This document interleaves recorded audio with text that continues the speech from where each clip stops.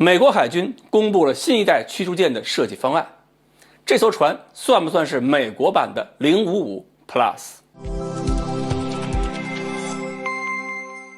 各位网友，大家好，我是刘小飞。1月13号，美国海军网站同时刊登了几篇文章，其中一篇呢就介绍了美国海军刚刚发布的 DDG-X， 就是下一代驱逐舰的最详细的设计展望。根据美国海军提供的7页的 PPT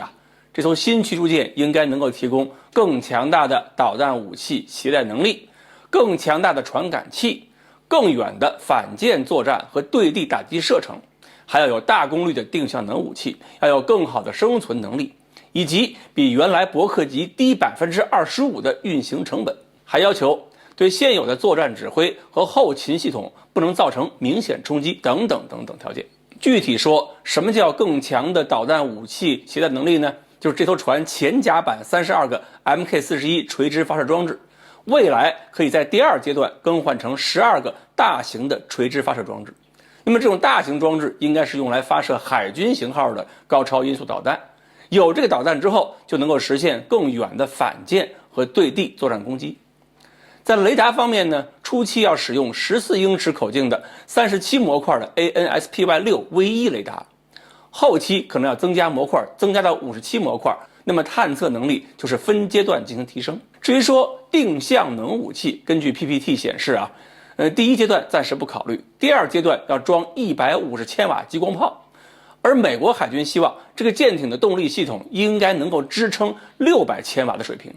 因为150千瓦激光炮它的防护能力比较有限，也就是在10公里之内拦截一些什么小艇无人机，而600千瓦激光炮在面对各种反舰导弹的时候就有了比较大的实战价值。但是呢，很让人意外的是，这个 PPT 显示这艘军舰上居然还保留了3部古老的 SPG-62 照射雷达，估计是考虑在使用标准6防空导弹之外，还要兼顾可能使用一些老的标准2导弹。那么为了省事儿，就通过这些老雷达给标准2提供火力通道，这种以老配老可能是为了省钱。这个 PPT 公布呢，还引起了中国和美国一些观察者的好奇，他们认为 DDG-X 的舰首设计很类似中国的055，然后感慨什么时候美国人已经开始抄袭中国的武器设计。美国这种新一代的驱逐舰呢，在我们看来已经没有什么革命性的冲击感觉，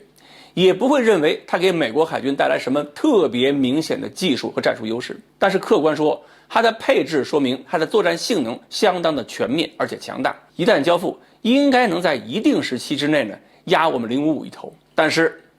由于某些国家科研项目总是拖延，现在大家有个习惯，看到 PPT 之后先琢磨这个 PPT 需要多少时间才能变成现实。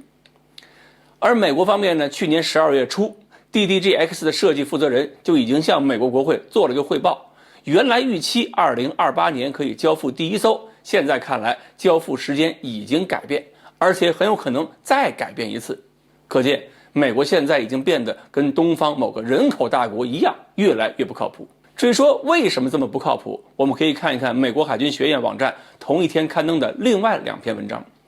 其中一篇文章抱怨，一项为期1年的持续决议呢，使得美国海军用于哥伦比亚级核潜艇的建造资金严重不足，导致了哥伦比亚级交付要拖延，而且拖得越久还会产生越多的额外成本。要知道，哥伦比亚级弹道导弹核潜艇那可是美国海军重要性排号第1的项目，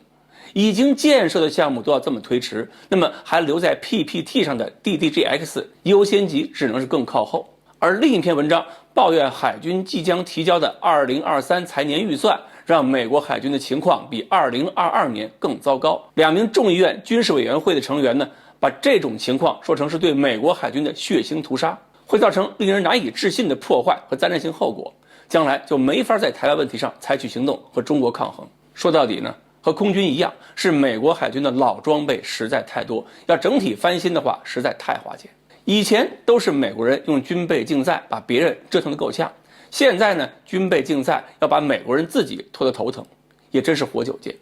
以美国的国力尚且如此，未来周边某些国家或地区也会发现，要想跟中国玩军备竞赛，不狠狠烧钱，那可是万万不行。好，关于美国的新一代驱逐舰到底能不能如期交付，有什么样的性能。今天呢，我们简单的介绍到这里，欢迎大家继续关注我们的栏目，我们下期再见。